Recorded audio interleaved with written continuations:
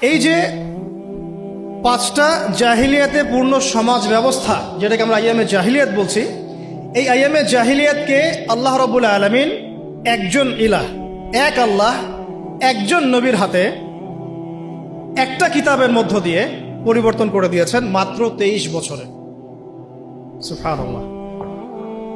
আবার বলছি, একজন আল্লাহ, একজন নবী, একটা কিতাবের মাধ্যমে আল্লাহ রাব্বুল আলামিন উইদিন 23 ইয়ার্স ওই আইয়ামে জাহিলিয়াতকে শুধু পরিবর্তনই করেন নাই, বরং ওইটা চেঞ্জ করে একটা নতুন আলোকিত সমাজ বিনির্মাণ করেছেন। বিনির্মাণ বলবো না, আমি বলবো প্রতিষ্ঠিত করে দিয়েছে, যেটার ফল এখন পর্যন্ত আমরা ভোগ করছি 1450 বছর পরে এসে। আমরা এই কথাগুলো জানলাম কিভাবে? ওই 1450 বছর আগেকার মেহনতের ফসল।